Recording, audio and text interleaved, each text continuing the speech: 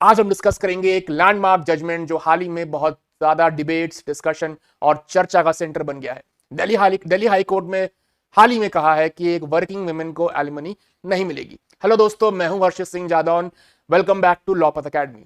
इस केस में है drama, allegations and legal intricacies का फुल पैकेज। 2011 में एक डाइवोर्स पिटिशन फाइल होती है।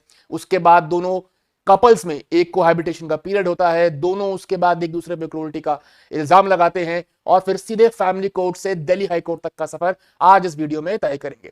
सबसे जरूरी और महत्वपूर्ण चीज इस वीडियो में यह बताई जाएगी कि किन ग्राउंड्स पे, किस आधार पे दिल्ली हाई कोर्ट ने यह फैसला लिया कि एक वर्किंग वुमेन को एलिमनी नहीं दिया जाएगा। फाइनेंशियल इंडिपेंडेंस या कोई एक्स्ट्रा ऑर्डिनरी सर्कमस्टेंसेज जिसकी वजह से दिल्ली हाई कोर्ट को यह फैसला लेना पड़ा।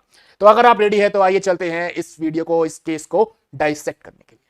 तो चलिए दोस्तों, शुरू करते हैं ये दिल्ली हाई कोर्ट की एक बहुत ही इंपॉर्टेंट रूलिंग जो मेरे समझ से आने वाले समय में एलिमनी के जूरिस्प्रूडेंस पे काफी और भी कई केसेस पे काफी हद तक प्रभाव डालने वाला है। तो आज हम इस केस की चर्चा करेंगे कि दिल्ली हाई कोर्ट ने जो रूलिंग दी वो रूलिंग क्या है। इसी के चलते मैं आपको हिंदू मैरिज एक्ट से जुड़े रेलिवेंट प्रोविजंस सेक्शन 13(1)(a) और section 25 of Hindu marriage act जो इसी केस से संबंधित है उस पर भी ले जाऊंगा। इस केस की जो रूलिंग रही है उसमें से कुछ एक्सर्प्ट्स आपको स्क्रीन पे दिखाऊंगा। I will take you through that judgment as well. उससे पहले थोड़े से फैक्ट्स, थोड़े से तथ्यों को समझने की कोशिश करते हैं, एक बैकग्राउंड बनाने की कोशिश करते हैं ताकि आप इस केस का कॉन्टेक्स्ट समझ सकें, इससे जुड़ी हुई लीगल इंट्रिकेसीज को समझ सकें और दिल्ली हाईकोर्ट ने यह फैसला क्यों दिया। तो मैं शुरू करूंगा इस केस के फैक्ट्स की। जैसा कि आप सब अभी तक समझ ही गए होंगे, ये दिल्ली हाई कोर्ट की एक रूलिंग है, करेक्ट। और इसमें जो अपेलेंट है वो वाइफ है एंड ऑफ कोर्स जो रिस्पोंडेंट है वो हस्बैंड है। तो ब्रीफ फैक्ट्स अगर मैं आपको बताऊं तो ये जो यहाँ पे वाइफ है, जो अपेलेंट है, वो एक गवर्नमेंट ऑफिसर है इंडियन रेलवे ट्रैफिक सर्विस में। इंडियन रेलवे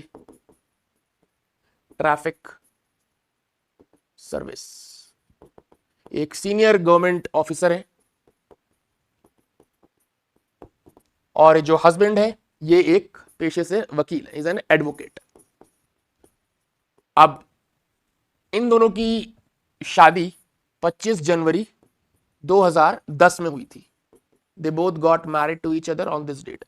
इससे पहले इन लोगों की पहले भी शादी हो रखी थी, जहां पे एपेलेंट का जो डाइवोर्स है वो 2003 में हुआ था अपने पहले पति के साथ।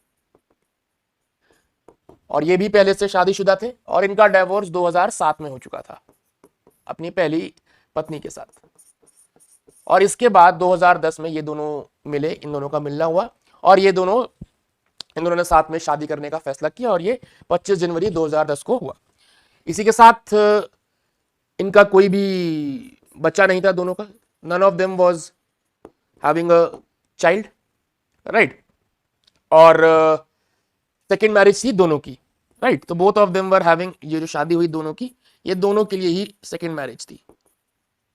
अब जैसा कि आपको मैंने बताया 25 जनवरी 2010 को इनकी शादी हुई थी और शादी के कुछ समय बाद ही इन दोनों में, इनकी जो रिलेशनशिप में थोड़ा बहुत you can say they started witnessing turbulence, right.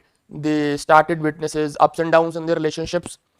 और उसी के साथ मात्र 25 जनवरी से लेके 2010 से 8 मार्च 2011 तक ऐसी सिचुएशन, ऐसी कंडीशन आ गई कि हस्बैंड को मैट्रिमोनियल होम छोड़ के जाना पड़ा।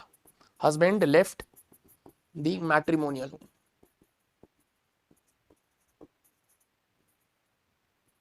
तो 1 साल 3 महीने के अराउंड, राइट, हस्बैंड ने मैट्रिमोनियल होम छोड़ दिया। और इसी के बाद जुलाई 2011 में, अगर मैं आपको एग्जैक्ट डेट बताना चाहूं तो 18 जुलाई 2011 एक हस्बैंड ने, इन्हीं हस्बैंड ने, जो यहां पे रिस्पोंडेंट ने, डाइवोर्स पिटीशन फाइल कर दी वाइफ के अगेंस्ट 18 जुलाई 2011 को, और फैमिली कोर्ट ने इनको डाइवोर्स ग्रांट भी कर दिया। जो डाइवोर्स पिटीशन फाइल करी थी वाइफ के अगेंस्ट, उस डाइवोर्स पिटीशन को फाइल करने का ground 13 section 13 A of the Hindu marriage act on the grounds of cruelty, ये डाइवोर्स पिटीशन फाइल करी गई थी। Right, so husband alleged cruelty being committed by wife. Husband का ये एलिगेशन था कि उनकी जो वाइफ है उन्होंने उनके साथ क्रूअल्टी करी है, और उसी आधार पर, उसी बेसिस पे हस्बैंड ने फैमिली कोर्ट में ये आज का ये पिटीशन दायर की वाइफ के अगेंस्ट, और फैमिली कोर्ट ने उनको ये डाइवोर्स दे भी दिया। फैमिली कोर्ट ने जो रूलिंग थी, सबसे पहले डाइवोर्स ग्रांट कर दिया। अभी जो डाइवोर्स दिया, इसके अगेंस्ट वाइफ ने अपील करी है दिल्ली हाई कोर्ट ने। वाइफ ने अपील करी है, कहां करी है? दिल्ली हाई कोर्ट में, जो अब अभी हम पढ़ेंगे, डिस्कस करेंगे। और दिल्ली हाई कोर्ट में जब आपने, इनकी वाइफ ने जो अपील दायर करी है, उसमें मेजर 3 बिंदु जो डिस्कस किए गए हैं, जो कि आप लोगों के लिए समझना बहुत जरूरी है। हमारा आगे का डिस्कशन इन्हीं 3 बिंदुओं पे रहेगा। सबसे पहला, उन्होंने इस डाइवोर्स को सेट असाइड करने की मांग करी। ये जो डाइवोर्स ग्रांट किया है, इसको हटाया जाए। नंबर 1 डिमांड, राइट, कि डाइवोर्स गलत तरीके से दिया गया। दूसरा, उन्होंने ये बोला कि फैमिली कोर्ट ने हस्बैंड के कुछ एविडेंसेस, कुछ रिकॉर्ड्स जिनको एडमिसिबल मान लिया गया, वो एडमिसिबल नहीं थे इंडियन एविडेंस एक्ट के हिसाब से। राइट, कुछ एविडेंसेस, कुछ चार्ट्स, कुछ व्हाट्सएप के चार्ट्स, कुछ व्हाट्सएप के टेक्स्ट मैसेजेस फोन्स के थे, जो हस्बैंड ने फर्निश किए थे फैमिली कोर्ट में, ये बताने के लिए, साबित करने के लिए कि उनकी पत्नी ने, वाइफ ने किस तरीके से उन पे क्रूअल्टी करी। क्रूअल्टी वर्बल अब्यूज भी हो सकता है, तो उनको साबित करने के लिए कुछ व्हाट्सएप चैट्स सबमिट किए हस्बैंड ने फैमिली कोर्ट में। तो वाइफ का दिल्ली हाई कोर्ट में दूसरा ये अपील थी, ये ग्राउंड अपील का था कि फैमिली कोर्ट ने जो चैट्स एक्सेप्ट कर लिए, जो चैट्स के एविडेंसेस, रिकॉर्ड एक्सेप्ट किए, वो इंडियन एविडेंस एक्ट के हिसाब से एक्सेप्ट एडमिसिबल नहीं थे। फैमिली कोर्ट को उन्हें कंसिडर नहीं करना चाहिए था। तो basically family court erred in law. Right, उन्होंने लॉ के अगेंस्ट जाके उन एविडेंसेस को एडमिसिबल किया। ये दूसरा बात माननी थी जो वाइफ ने अपील में रेस करी। तीसरा ये बोला कि वाइफ की फैमिली कोर्ट ने उनको एलिमनी डिनाई कर दी, which she was entitled under section 25 of Hindu marriage act, considering the peculiar circumstances of this case. Wife का यह मानना था। तीसरा बिंदु जो हाई कोर्ट के सामने वाइफ लेके आई, वो ये था कि जो डाइवोर्स की डिक्री ग्रांट करी, पहली बात तो ये डिक्री गलत है। फैमिली कोर्ट में इसमें कुछ एविडेंसेस उस तरीके से एक्सेप्ट कर लिए जो कि एडमिसिबल नहीं थे इंडियन एविडेंस एक्ट के हिसाब से, तो वो एडमिसिबल नहीं होने चाहिए थे। तीसरा, उनका सेक्शन 25 के अंदर उनको अधिकार था एलिमनी मिलने का, जो कि फैमिली कोर्ट ने उन्हें ग्रांट नहीं करी।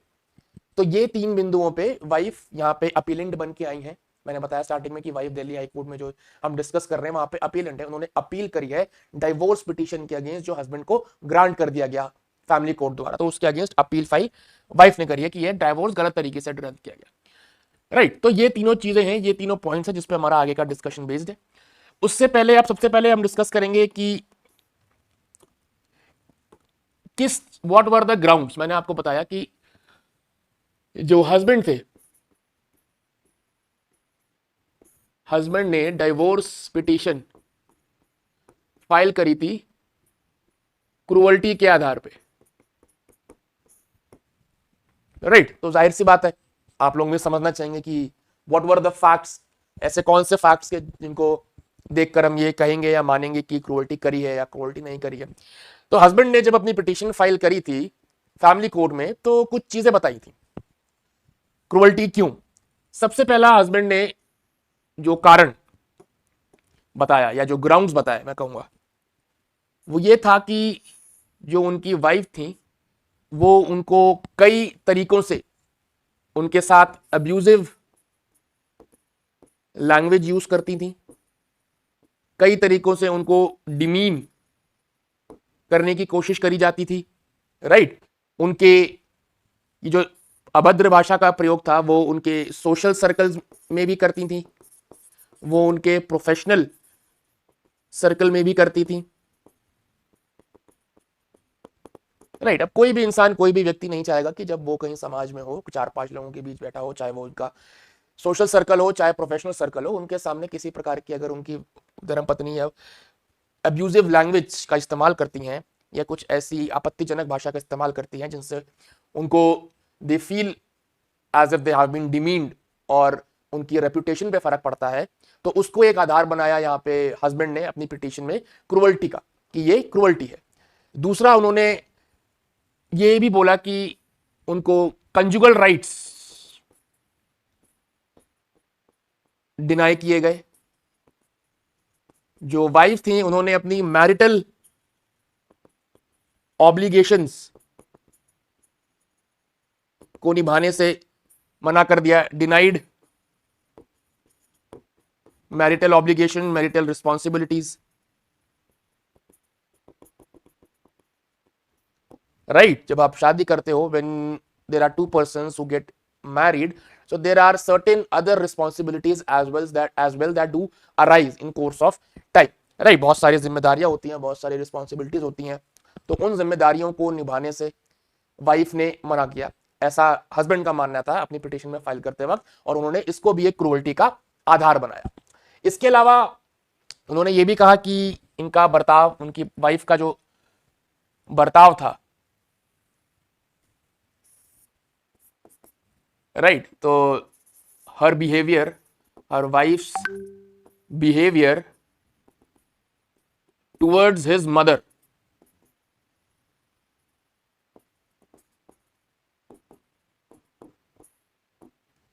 वो सही नहीं था। उसकी वजह से बहुत ज्यादा उनको इमोशनल और साइकोलॉजिकल स्ट्रेस, इमोशनल और साइकोलॉजिकल स्ट्रेस से गुजरना पड़ा।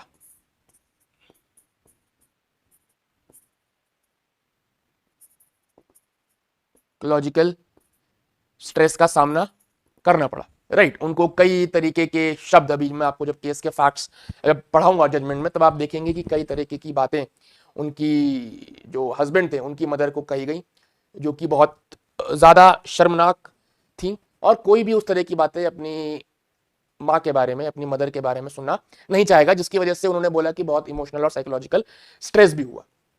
इसके अलावा देयर वर सर्टेन, तो इनको आप एक तरीके से कह सकते हैं some scandalous remarks, some kind of scandalous remarks were passed by wife towards his mother. और ये भी बोला गया हस्बैंड को दैट ही वाज, जब भी कहीं बाहर जाते थे, गैदरिंग में जाते थे, तो she used to say that he was not a presentable person, कि आप बाहर ले जाने लायक नहीं है। इसी के चलते जनवरी 2011 की एक घटना का भी जिक्र है हस्बैंड की पिटीशन में, कि जब उस वक्त उनकी जो पत्नी थी, वाइफ थी, वो मुंबई में किसी मैराथन या किसी और काम से जा रही थी, तो हस्बैंड ने अपनी इच्छा जाहिर करी थी उनके साथ जाने की, उनको अकंपनी करने की मुंबई में। But the wife, on hearing that, and the moment husband expressed his willingness, his intention to accompany her, the wife slapped him। वहां पे जो उनकी वाइफ थी, उन्होंने the moment उन्होंने देखा that husband has expressed his intention to, his willingness to accompany her, साथ जाने की इच्छा जाहिर करी बॉम्बे, the wife slapped इस बात पे हस्बैंड को। So that was again very humiliating। तो ये अपने आप में बहुत humiliating था for the husband, right। इस तरीके से जब उनकी हस्बैंड जो थे, इनकी माताजी को, इस चीज का भी जिक्र है पिटीशन में कि जब इनकी माताजी को स्विट्जरलैंड कहीं बाहर जाना था, तो उसके लिए उनकी माताजी ने पिटीशनर हस्बैंड से पैसे मांगे, तो उस पर भी काफी क्रोध, काफी आपत्ति इनकी वाइफ ने जताई थी, राइट। तो और इन्हीं सब होने के बाद, इन्हीं सब चीजों को देखने के बाद, सुनने के बाद, ये मैंने आपको बताया 25 जनवरी 2010 में इन दोनों की शादी हुई थी और ये सिलसिला 8 मार्च 2011 तक चला। और 8 मार्च 2011 को husband decided to leave the matrimonial home, उन्होंने वो घर छोड़ने का फैसला कर दिया, राइट। और इसी के बाद 8 मार्च को उन्होंने घर छोड़ा है 2011 को, और 18 जुलाई को ये डाइवोर्स पिटीशन फाइल कर दी गई है हस्बैंड द्वारा। हस्बैंड फाइल्ड दी डाइवोर्स पिटीशन, जहां पे उन्होंने इन सब घटनाओं की व्याख्या कही, अपने साथ हुए मेंटल क्रूअल्टी को बताया, अपना जो इमोशनल स्ट्रेस था, राइट। तो मेंटल क्रूअल्टी ग्राउंड था पिटीशन में, mental cruelty due to demeaning the husband, abusive language use करी, राइट। डिमीनिंग था, अब्यूजिव था, और भी कई तरह की ह्यूमिलिएशन जो फेस किया, वायलेंस भी फेस किया, राइट। इसी के साथ निग्लेक्ट भी फेस किया, मैरिटल ऑब्लिगेशंस को पूरी ना करना, राइट। तो इन्हीं सब बातों की वजह से उन्होंने मेंटल क्रूअल्टी को आधार बनाते हुए 18 जुलाई 2011 में डाइवोर्स पिटीशन फाइल कर दी। इसके जवाब में, इन सब चीजों के जवाब में जो वाइफ, उन्होंने भी काउंटर एलिगेशंस लगाई क्रूअल्टी की। उन्होंने भी कहा कि क्रूअल्टी मैंने इनके साथ नहीं करी, बल्कि इन्होंने मेरे साथ करी है, इनके परिवार वालों ने मेरे साथ क्रूअल्टी करी है। अब जब हम जजमेंट पढ़ते हैं तो बहुत जरूरी हो जाता है दोनों पक्ष को जान लेना, किसी एक पक्ष को सुनकर किसी निर्णय पे पहुंचना, फैसले में पहुंचना, that is obviously against the principle of natural justice, तो हमको वो वैसे भी नहीं करना चाहिए। तो वाइफ ने भी एलिगेशन लगा दिया कि क्रूअल्टी मैंने इनके साथ नहीं करी, इन्होंने मेरे साथ करी है। कैसे करी है अब ये आपको बताएंगे। तो इन्होंने बोला कि जो इनके हस्बैंड थे, इनके जो हस्बैंड थे ये बहुत ही ज्यादा ऑपरेसिव और कंट्रोलिंग नेचर के थे। इनके जो हस्बैंड थे, इन्होंने बहुत ही ज्यादा, इनके जो गवर्नमेंट जॉब थी उसमें कई तरीके के इंटरफेरेंस करने की कोशिश करी। गवर्नमेंट जॉब में इंटरफेरेंस का मतलब उनका ये भी कहना था कि इन्होंने कई तरीके से, मेरी ये एक वकील थे, हस्बैंड मेरे एक वकील थे, तो उन्होंने कई बार मुझसे, मेरे साथ जबरदस्ती करी, मुझे इन्फ्लुएंस करने की कोशिश करी कि मैं इनकी सिफारिश लगाऊं अपने डिपार्टमेंट में, इनको अपने डिपार्टमेंट का जो पैनल है लॉयर्स का उसमें रिक्रूट करवाने की। अभी एडवोकेट थे कि चाहते थे कि मेरे गवर्नमेंट का जो डिपार्टमेंट है, जो पैनल है लॉयर्स का, उसमें इनका नाम आए, उसमें इनको रिक्रूट किया जाए। तो उसको करने के लिए इन्होंने मुझ पर बहुत दबाव डाला कि मैं इनका किसी तरीके से नाम वहां पे दूं और इनको उस तरीके से आगे बढ़ाऊं। तो ये बोला कि भाई ये बहुत ऑपरेसिव थे, कंट्रोलिंग बिहेवियर के थे, मेरा जो काम है, मेरा जो गवर्नमेंट जॉब है, उसमें से कई तरीके का फायदा उठाने की कोशिश करी, इंटरफेयर करने की कोशिश करी। इन्होंने ये भी बोला कि एक बार एक ऐसा भी इंसिडेंट था जब मेरे हस्बैंड ने मुझे लॉक कर दिया, लॉक्ड मी इनसाइड, कमरे में, मुझे कहीं जाना था, किसी काम से जाना था, और फिर उन्होंने इसको बोला, ये मेरे साथ इन्होंने फिजिकल क्रूअल्टी भी करी और मेंटल क्रूअल्टी भी करी, मुझे इस तरीके से लॉक करके। तो उन्होंने ये भी एक चीज बताई। इन्होंने ये भी कहा कि जब मैं इनके घर गई कभी बीच में, कोलकाता आई गेस, ये अपने हस्बैंड के साथ गई, तो उन्होंने बोला वहां पे इन्होंने मुझे फोर्स किया, इनके और इनके परिवार वालों ने मुझे फोर्स किया, मुझे कंपेल किया, किस चीज के लिए? नॉन वेज खाना कुक करने के लिए, to cook non veg, right, या फिर टू ईट नॉन वेज। मुझसे खाना बनवाया भी नॉन वेज और मुझे खाने को भी जबरदस्ती बोला, जो मैं नहीं खाती, राइट। और इनकी माता जी ने मुझसे 50,000 रुपए भी मांगे। ये भी वाइफ ने अपनी पिटीशन में काउंटर एलिगेशन करते हुए बोला कि इनकी मदर ने मुझसे 50,000 रुपए की डिमांड करी, और 50,000 की डिमांड करने के बाद मुझे इस चीज के लिए भी फोर्स किया और जबरदस्ती करी कि मैं, जो मेरे पास अपनी सेल्फ एक्वायर्ड प्रॉपर्टी है, जो मेरी सेल्फ एक्वायर्ड प्रॉपर्टी है, मैं उसमें अपने हस्बैंड का नाम ऐड करवाऊं।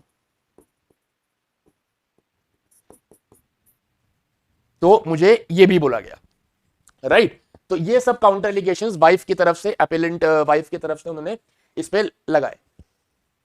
इसके बाद तो ये सब उनने पिटिशन में लगाए थे। ये दोनों तरीके के पक्ष के आर्ग्यूमेंट रहे। क्रूअल्टी बाय हस्बैंड ने बोला कि वाइफ ने क्रूअल्टी करी, और फिर वाइफ ने काउंटर क्रूअल्टी के एलिगेशंस। उसके बाद डाइवोर्स पिटीशन फाइल हो गई और डाइवोर्स ग्रांट कर दिया गया, ठीक है। और अब वाइफ आई है अपील करते हुए दिल्ली हाई कोर्ट।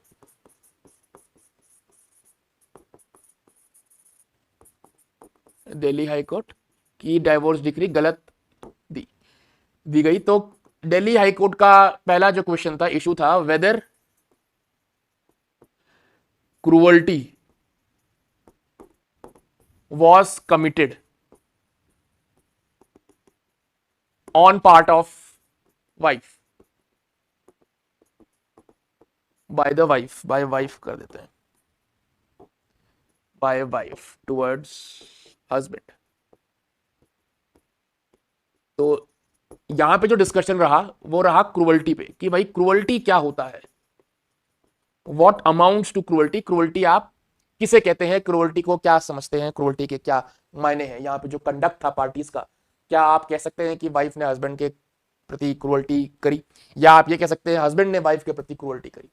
तो इस जो हमारा क्रूअल्टी का जुरिस्प्रूडेंस है, क्रूअल्टी को समझने की चीज है, ये हमारे जो बाकी न्यायालय रहे हैं, दिल्ली हाई कोर्ट भी और सर्वोच्च न्यायालय सुप्रीम कोर्ट ने भी अपनी कई रूलिंग्स इस पे दी है, इसको समझाते हुए दी है। सबसे पहली बात तो क्रूअल्टी में जो बताई गई वो यही बताई गई है कि क्रूअल्टी का जो कॉन्सेप्ट है, क्रूअल्टी का जो कॉन्सेप्ट है, दैट इज नॉट स्टैटिक। ये कॉन्सेप्ट इज नॉट स्टैटिक। ये कॉन्सेप्ट जो है वो डायनेमिक किस्म का है, डायनेमिक है। अब इसका क्या मतलब है, इससे आप क्या समझते हैं, मैं पॉइंटर्स बताऊंगा, यहां लिखता जाऊंगा, उसको इलैबोरेट आपके साथ करता जाऊंगा, आप चाहें तो अपना नोट कर सकते हैं। अब जब आप कहते हैं कि कोई कॉन्सेप्ट स्टैटिक है और डायनेमिक नहीं है, तो उसका सीधा सा मतलब यह होता है कि क्रूअल्टी, आज कोई एक्ट, कोई कार्य, कोई एक्ट आपने आज से 10, 15, 20 साल पहले किया हो सकता है वो क्रूअल्टी की डेफिनेशन में नहीं आता, उसको आप क्रूअल्टी ना बोलते। लेकिन आज जैसे जैसे हम अपने, हमारा समाज आगे बढ़ रहा है, समाज ग्रो हो रहा है, तो कई चीजें हैं बढ़ रही हैं, राइट। तो उसके साथ साथ क्रूअल्टी की डेफिनेशन भी चेंज हो रही है। वही एक्ट जिनको हम पहले हंसी मजाक में कह देते थे, कई ऐसी चीजें थी, कई ऐसी टिप्पणियां होती थी, कई ऐसे रिमार्क होते थे जो आप घर में बैठे, आसपास लोग बैठे हैं, आपने किसी को बोल दिया तो वो हंसी मजाक में उड़ा दिए जाते थे। लेकिन वही रिमार्क, वही कमेंट अगर आप आज अपने घर में किसी को मारे, घर में किसी के प्रति दें उस तरह के रिमार्क, तो उसको हो सकता है आज उस एक्ट को क्रूअल्टी बोला जाए, उस एक्ट को बोला जाए कि आपने मुझे ह्यूमिलेट किया, उस एक्ट को बोला जाए आपने मेरी इंसल्ट करी, आपने मेरी रेपुटेशन पे को हार्म किया, और उसको फिर मेंटल क्रूअल्टी के दायरे में लाया जाए और उसको फिर क्रूअल्टी बोला जाएगा। तो इस तरीके से इसको बोलते हैं, जो क्रूअल्टी का कॉन्सेप्ट है वो डायनेमिक है, वो बदलता रहता है, बदल रहा है, समय के साथ साथ बदल रहा है। अब आप कह सकते हैं कि समय के साथ साथ हो सकता है हमारा जो समाज है वो और जागरूक हो रहा है या और सेंसिटिव हो रहा है, दोनों में से आप कुछ भी कह सकते हैं। लेकिन जब मैं ये बात कहता हूं कि क्रूअल्टी का कॉन्सेप्ट स्टैटिक है, स्टैटिक नहीं है।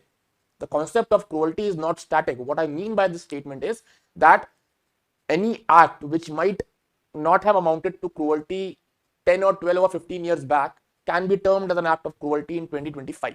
That is what I mean when I say कि cruelty का जो concept है वो static नहीं है, वो dynamic है, वो बदल रहा है समय के साथ साथ। दूसरा, जब आप cruelty कहते हो तो cruelty has to be considered. Cruelty has to be considered as a cumulative conduct of parties and should not be derived out of any isolated conduct। जो जब आप एक मैरिज को कॉम्प्रिहेंसिवली देखते हो, अब वहां पे आपको दिया जाता है ये काम कि आपको बताना है क्रूअल्टी हो रही है या नहीं हो रही है, तब आप किसी एक या दो इंसिडेंट से, किसी एक या दो घटना के बेसिस पे ये इस कंक्लूजन पे नहीं पहुंच सकते, इस फैसले पे नहीं पहुंच सकते कि हाँ भाई इनके मैरिज में क्रूअल्टी हो रही है।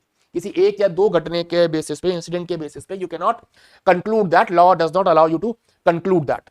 आपको सभी जुड़े हुए फैक्ट्स एंड सर्कमस्टांसेस केस के देखने पड़ेंगे, राइट। किसी एक हादसे, कोई एक इंसिडेंट से पहले क्या हुआ, बाद में क्या हुआ, व्हाट वाज द, कितने समय से चला आ रहा है, या केवल एक बार ही हुआ है, उसके बाद कंडोन कर दिया गया, क्या ऐसा कुछ हुआ जिससे दिखता है कि भाई वो जो इंसिडेंट था वो माफ कर दिया गया, क्या ये जो अदरवाइज, वरना ये जो कंडक्ट है पार्टीज का क्रूअल्टी वाला, क्या ये परपेचुअल है, ये समय से चला ही आ रहा है, काफी लंबे टाइम तक चला आ रहा है, राइट। तो आपको कई सारी चीजें आसपास की देखनी पड़ती हैं। किसी एक इंसिडेंट के बेसिस पे लॉ आपको अलाउ नहीं करता कि आप ये निर्णय ले या इस फैसले पे पहुंचे कि सामने वाली पार्टी ने, एक स्पाउस ने दूसरे स्पाउस के साथ क्रूअल्टी करी है या नहीं। The law asks you to consider cumulatively सभी फैक्ट्स एंड सर्कमस्टांसेस को, मैरिज कब से हुई, जब से डाइवोर्स पिटीशन फाइल हुई, आपको पूरी एक मैरिज को कॉम्प्रिहेंसिवली एग्जामिन करना पड़ता है, दोनों के कंडक्ट एग्जामिन करने पड़ते हैं इस निर्णय पे पहुंचने के लिए कि क्रूअल्टी हुई है या नहीं हुई है। केवल एक बार किसी ने कुछ बोल दिया, उस घटना के आधार पर आप उसको क्रूअल्टी मान लें, ये आपको, इस चीज से आपको बचना चाहिए। That is what our law says, right. इसके बाद परसिस्टेंट,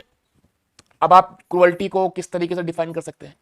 आप क्रूअल्टी पहली बात तो कहीं भी हमारे बेयर एक्ट में कहीं भी लॉ डिफाइन नहीं करता क्रूअल्टी है क्या, इसीलिए मैंने बोला, हमने बोला और हमने समझा कि क्रूअल्टी का जो कॉन्सेप्ट है वो डायनेमिक है, इसलिए वो डिफाइन नहीं हो सकती। जो चीज बार बार बदल रही है उसको आप डिफाइन कैसे कर लोगे, आप नहीं कर सकते।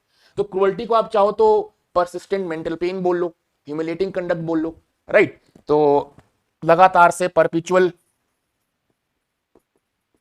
मेंटल पेन आप कह सकते हो, ये भी क्रूअल्टी में आएगा, right. Neglecting duties, marital obligations कह लो, भाई हस्बैंड वाइफ दोनों की कुछ ना कुछ मैरिटल ऑब्लिगेशंस होती हैं, उन ऑब्लिगेशंस को अगर निगलेक्ट किया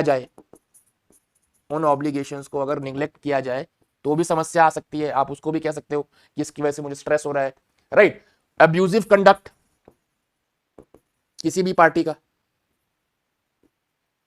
अब्यूजिव कंडक्ट आपका ये वर्बल अब्यूज भी हो सकता है, आपका ये नॉन वर्बल अब्यूज भी हो सकता है, आपका ये सेक्सुअल अब्यूज भी हो सकता है,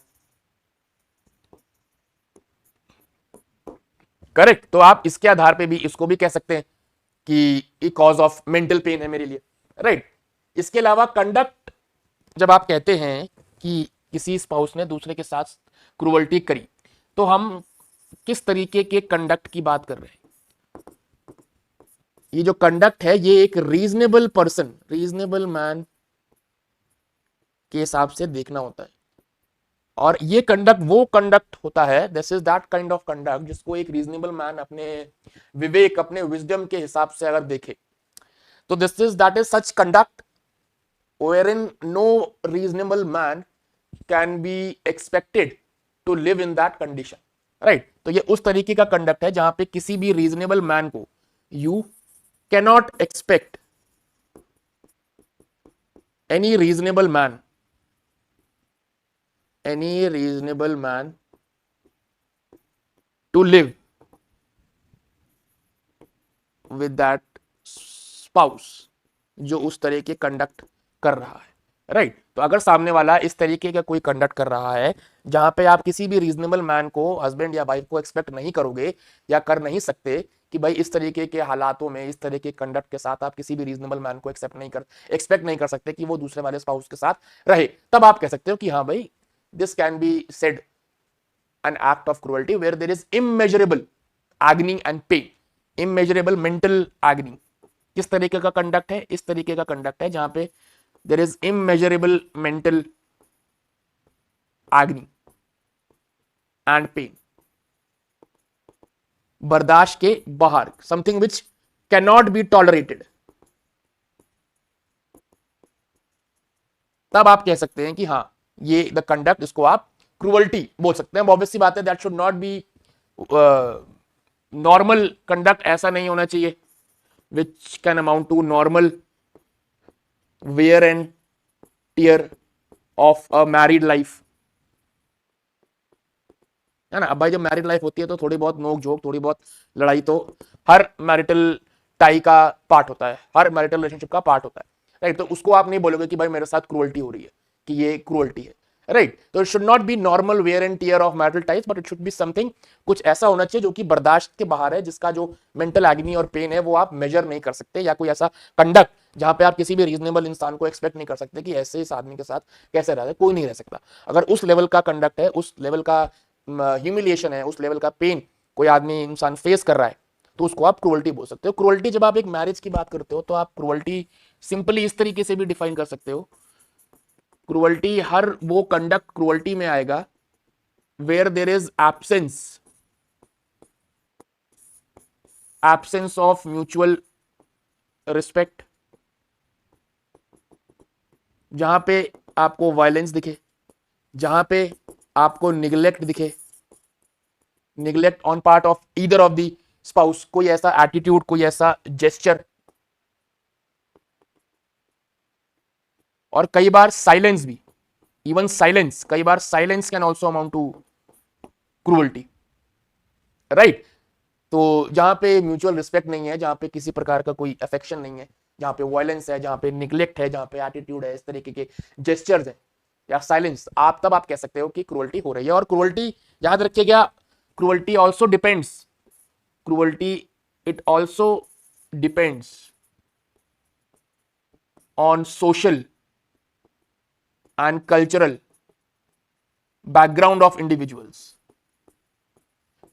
है ना भाई। कुछ चीज हो सकता है कि भाई कोई ऐसा रिमार्क, जैसे मैंने आपको बताया, कोई हमारे कई राज्य हैं, कई क्षेत्र हैं जहां पे कुछ हंसी मजाक में कई तरह की तीखी टिप्पणियां कर दी जाती हैं, राइट। तो हो सकता है कि भाई मैं इस तरीके से ऐसे कोई बैकग्राउंड से आ रहा हूं, मेरा कोई फैमिली बैकग्राउंड ऐसा है या सोशल बैकग्राउंड ऐसा है जहां पे थोड़े मोड़े कमेंट हंसी मजाक में मार दिए जाते हैं, जो एक किसी और राज्य में रहने वाला जो व्यक्ति हो उसके लिए, उसको उन रिमार्क्स को सुनना बहुत ही अपमानजनक हो। मेरे लिए जो रिमार्क हो सकता है मैं इनको हंसी में टाल दूं, हो सकता है वो रिमार्क आपके लिए कुछ ऐसा हो, आपको लगे कि आपका बहुत ज्यादा अपमान हो गया है। तो एक रिमार्क सेम है, कमेंट सेम है, एक्ट सेम है, लेकिन वही एक्ट को मैंने हंसी मजाक में टाल दिया, क्योंकि मेरे परिवार में, मेरे सोशल बैकग्राउंड में, मेरे कल्चरल बैकग्राउंड में उस तरह की बातें कहना करना, एक दूसरे को हंसी मजाक वाली बातें होती है, टाल दी जाती हैं। लेकिन सेम रिमार्क क्या पता आपको कहा जाए तो आपके लिए वो बहुत अपमानजनक हो, आपको उससे बहुत आपत्ति हो, आपको बहुत वो शर्मसार कर दे, आपको बहुत ह्यूमिलेटिंग फील हो, राइट। तो क्रूअल्टी उस चीज पे भी डिपेंड करती है, जो हो सकता है कोई एक्ट मेरे लिए क्रूअल्टी नहीं है पर आपके लिए हो, राइट। तो क्रूअल्टी का जो कॉन्सेप्ट है वो बहुत, इसको हम क्रूअल्टी के जो कॉन्सेप्ट पे, क्रूअल्टी का जो कॉन्सेप्ट है उसको हम स्पेशियो टेम्पोरल कह सकते हैं। स्पेशियो मतलब जो एक्स जगह पे क्रूअल्टी हो, जो चीज हो सकता है वाई जगह पे ना हो, क्योंकि डिपेंड करता है अलग अलग सोशल बैकग्राउंड पे, डिपेंड कर रहा है अलग अलग इमोशनल इंसान के बैकग्राउंड पे, डिपेंड कर रहा है अलग अलग कल्चरल बैकग्राउंड पे।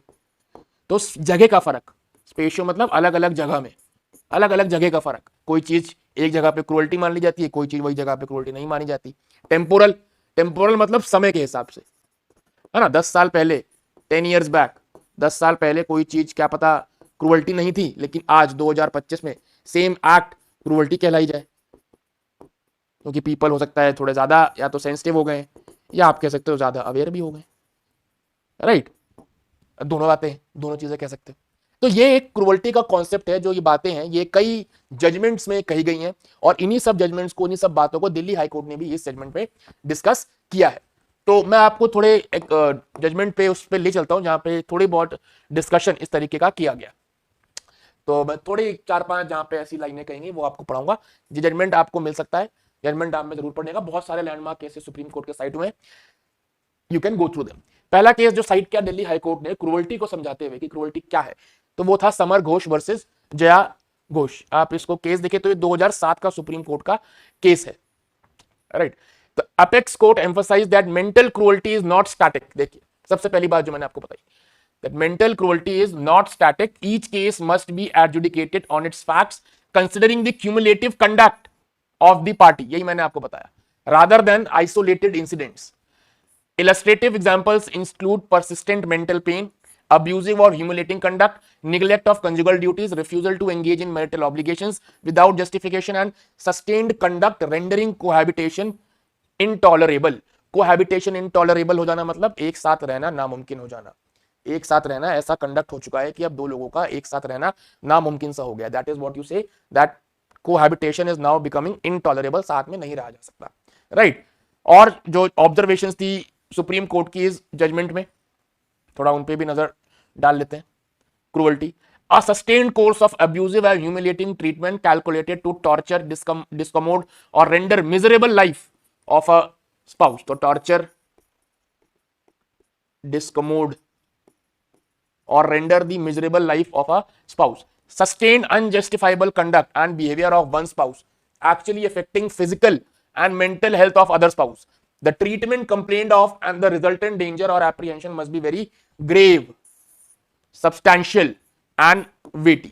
ठीक है, जो कंडक्ट है दैट शुड बी, जो आप जिस कंडक्ट को आप क्रूअल्टी के डायमेंशन में लाना चाह रहे हो वो ग्रेव होना चाहिए, सस्टेन्ड लंबे समय से चले जाता होना चाहिए, वेटी, राइट, और सब्सटैंशियल तो लिखा ही है, grave, sustained, weighty and substantial. आपका कंडक्ट इस लेवल का, इस दर्जे का होना चाहिए अगर आप चाहते हैं उसको क्रूअल्टी के दायरे में लेकर आना, राइट।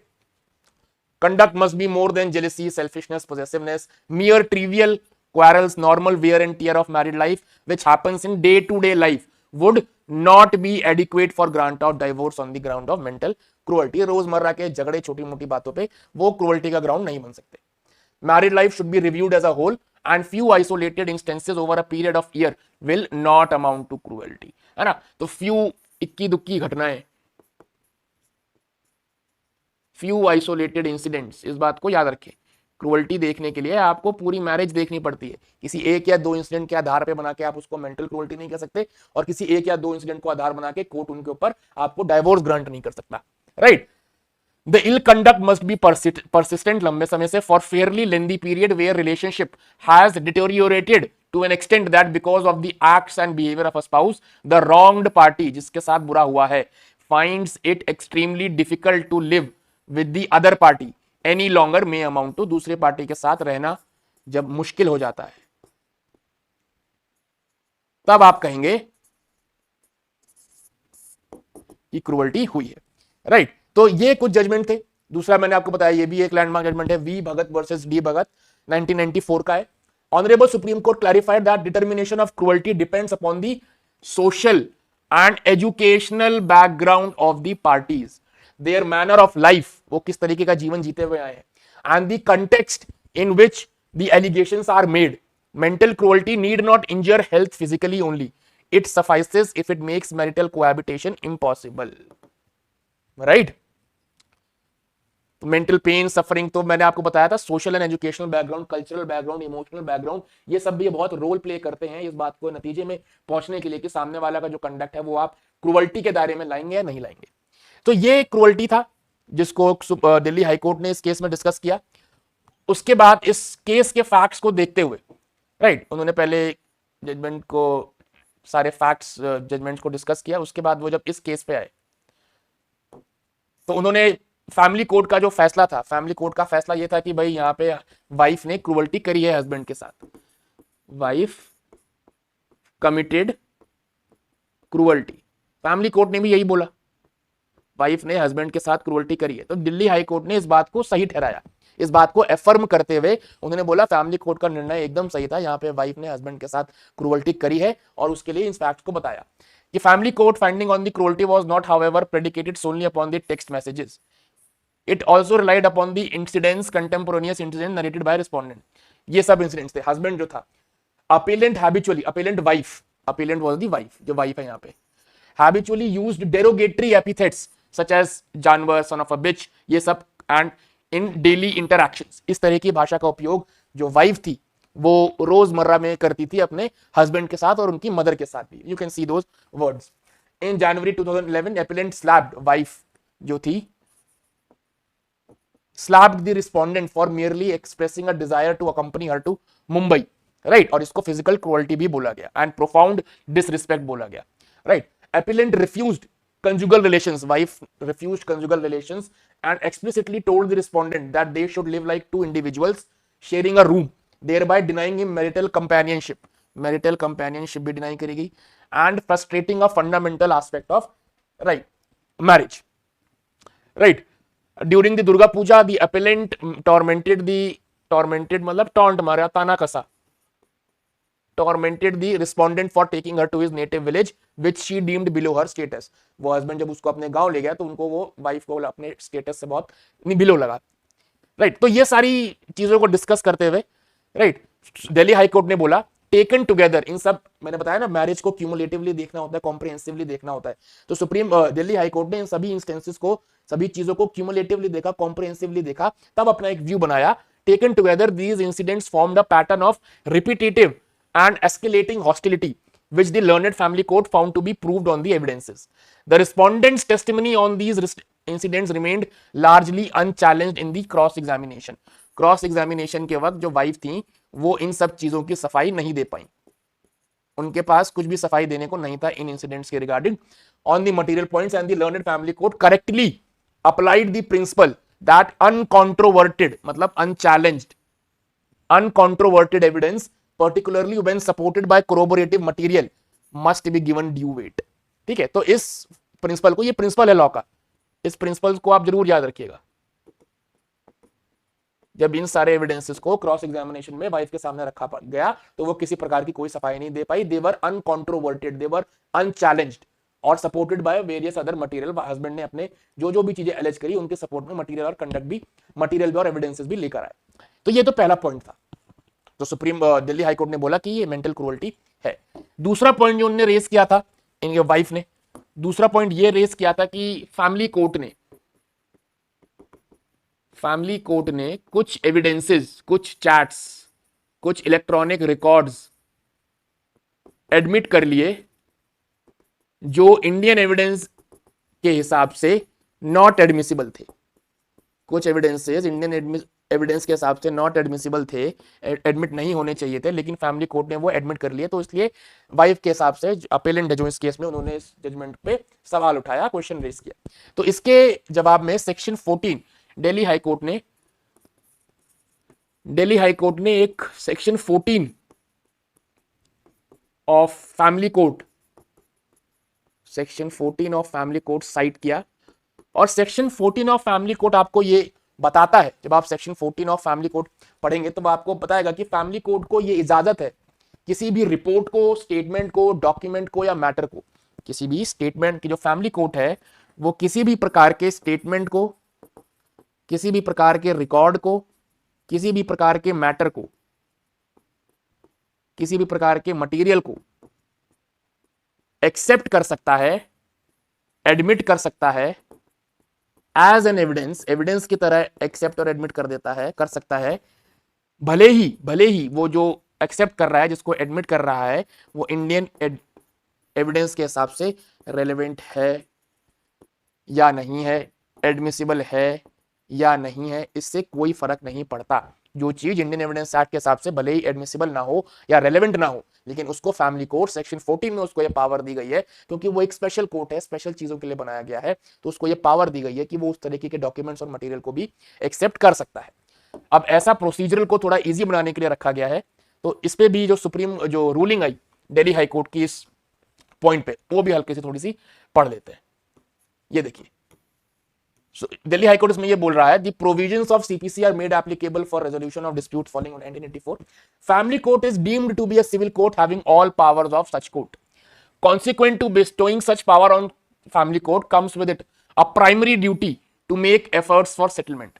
फैमिली कोर्ट की प्राइमरी ड्यूटी है सेटलमेंट करने की, दो लोगों के बीच में सेटलमेंट करवाने की, जो सेक्शन 9 में लिखा हुआ है। If that does not happen during the resolution of dispute between the parties, family court then has the power to bear in mind the principle given in Indian Evidence Act, which had been made applicable in terms of 14. A family court can receive as evidence any report, statement, document, information or matter that they in opinion assist it to deal effectually with a dispute. ये देखिए, ये आपका जो line है वो सबसे ज्यादा काम की है। जो रिपोर्ट, स्टेटमेंट, डॉक्यूमेंट, इंफॉर्मेशन या मैटर एक्सेप्ट हो रहा है, whether or not the same would be otherwise relevant or admissible under Indian Evidence Act. वो आम तौर पे एविडेंस एक्ट में एडमिसिबल है या नहीं है, उससे फर्क नहीं पड़ता। सेक्शन 14 में ये साफ साफ लिखा गया है कि फैमिली कोर्ट ऐसी किसी भी रिपोर्ट को, स्टेटमेंट को, डॉक्यूमेंट को या इंफॉर्मेशन को एक्सेप्ट कर सकता है जो एविडेंस एक्ट के तहत रेलेवेंट चाहे ना हो, चाहे एडमिसिबल भी ना हो। तो ये बात ध्यान में रखने वाली है, राइट। इसी के चलते एक द कोर्ट, ये देखिए, फैमिली कोर्ट के लिए एक स्पेशल बोला गया है क्योंकि वो एक स्पेशल कोर्ट है।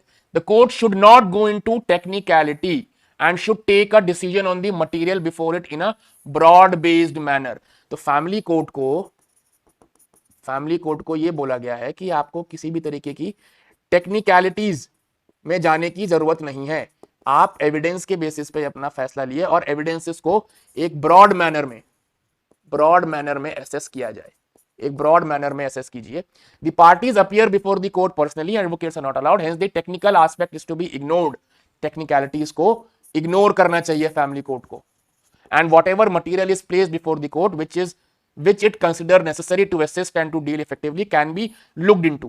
Section 14 of family court is a special legislation. Section 14 जो है family court का, उसको special legislation बताया गया है, right? उसको special legislation बताया गया है और वहां पे टेक्निकलिटीज, किसी भी तरह की टेक्निकलिटीज को देखने के लिए इग्नोर किया गया है, right? The principles of admissibility of document as under Evidence Act are not relevant. तो इस बात को प्लीज बहुत ध्यान रखिएगा जब आप फैमिली कोर्ट को पढ़ रहे हैं और फैमिली कोर्ट में जो एविडेंस आ रहे हैं उसको एसेस कर रहे हैं। अब तीसरा एंड द फाइनल पॉइंट, जो कि सबसे एसेंशियल पॉइंट है हमारे आज के डिस्कशन में, which is regarding the alimony. Wife को जो एलिमनी फैमिली कोर्ट ने डिनाई करी, फैमिली कोर्ट डिनाइड एलिमनी, मना कर दिया एलिमनी देने से under section 25 of Hindu marriage act कि आपको एलिमनी नहीं मिलनी चाहिए। और इसके चक्कर में फिर वाइफ ने इस बात को भी एक मुद्दा बनाया अपील का दिल्ली हाई कोर्ट में, और दिल्ली हाई कोर्ट ने इसको कंफर्म किया कि family court was right, family court was correct, was right in not giving the alimony.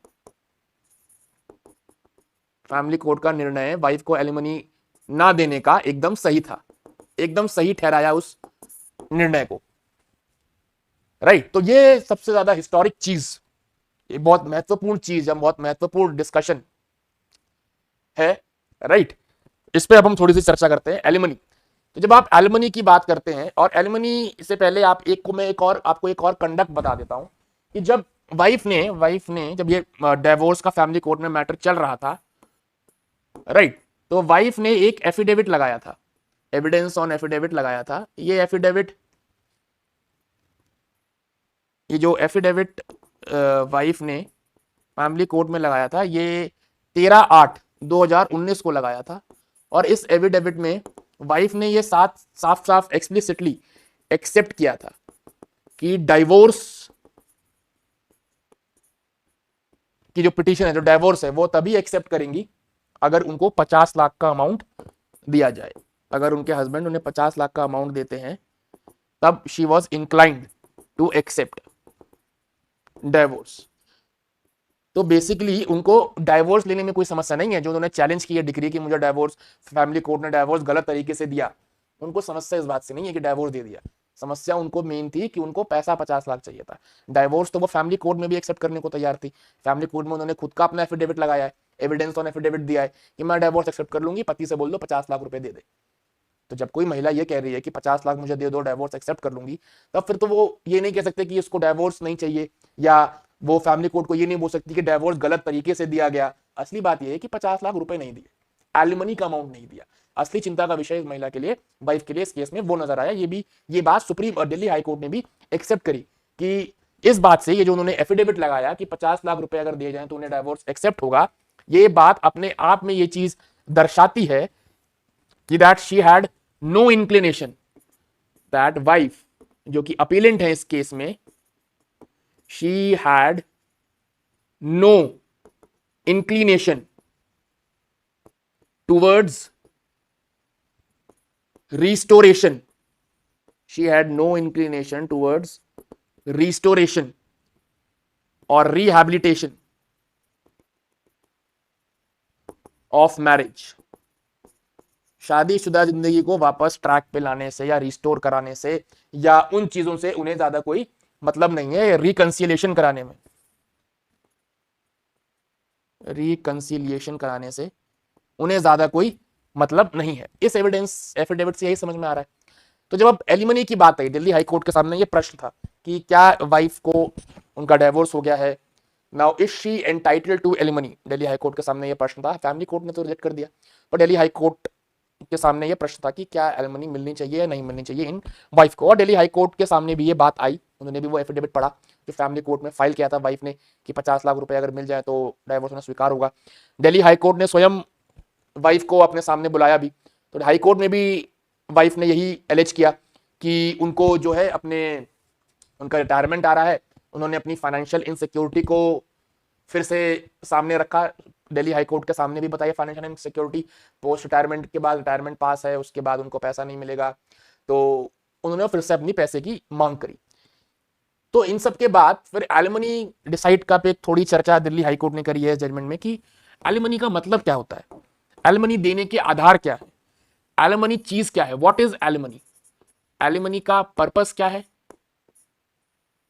Alimony का पर्पस है, एलिमनी इज अ टूल, बोला हाई कोर्ट ने बोला, alimony is a tool for social justice,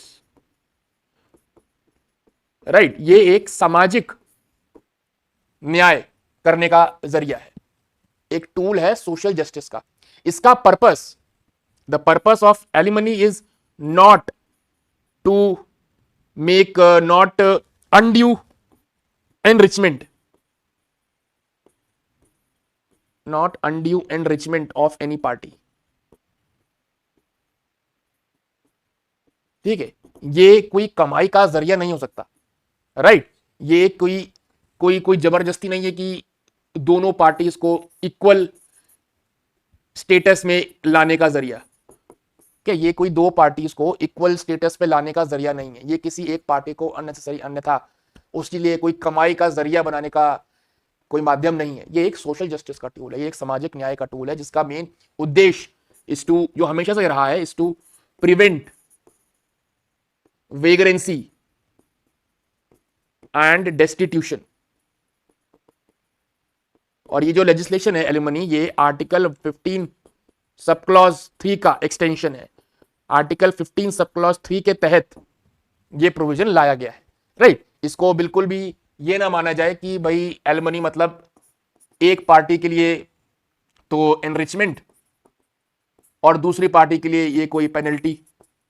alimony इस तरीके से, alimony का जो कॉन्सेप्ट है, एलिमनी का जो सिद्धांत है, वो इस तरीके से अप्लाई नहीं करना चाहिए कि एक पार्टी के लिए तो वो कमाई का जरिया बन जाए और दूसरी पार्टी के लिए वो पेनल्टी बन जाए, सजा बन जाए। एलिमनी ही अपने आप में सजा बन गई है, राइट। तो एलिमनी के जो सिद्धांत है उसको इस तरीके से उपयोग नहीं करना चाहिए, क्योंकि उसका उद्देश्य वो नहीं है, उसका पर्पस वो नहीं है, राइट। वो है एक तरीके का सपोर्ट, एक तरीके का सपोर्ट प्रोवाइड करना उस स्पाउस के लिए जो फाइनेंशियली इंडिपेंडेंट नहीं है, जो फाइनेंशियली इंडिपेंडेंट नहीं है। दिल्ली हाई कोर्ट ने इस चीज पे बहुत जोर डाला, राइट। और जब आप इसकी बात करते हैं तो एलिमनी लेने के लिए, अब एलिमनी जो देने का क्राइटेरिया है, एलिमनी दिल्ली हाई कोर्ट ने यह भी बोला कि एलिमनी कोई ऑटोमेटिकली नहीं मिलती कि डाइवोर्स हो गया है तो अब तो एलिमनी मिलेगी ही मिलेगी, राइट। इस तरीके से इसको समराइज करने से बचना चाहिए। हमको एलिमनी का जो कॉन्सेप्ट है, जो सिद्धांत है, उसको ऐसे नहीं पेश करना चाहिए समाज के सामने, या इस तरह का कोई एग्जांपल सेट नहीं करना चाहिए कि ये मैसेज जाए कि डाइवोर्स हुआ है तो एलिमनी तो मिलेगी ही। ऐसा कुछ नहीं है, ये कोई ऑटोमेटिकली नहीं मिलती। आपको यहां प्रूव करना पड़ता है genuine financial necessity and equitable consideration, genuine financial necessity proof करनी पड़ती है एंड इक्विटेबल कंसिडरेशन। सेक्शन 25 के अंदर आपको ये दोनों चीज साबित करनी पड़ेंगी, आपको अपनी नीड दिखानी पड़ेगी, राइट। कोर्ट कोई अपने आप नहीं बैठा तैयार कि हाँ भाई डाइवोर्स हुआ है अब तो हम ये देंगे, नहीं।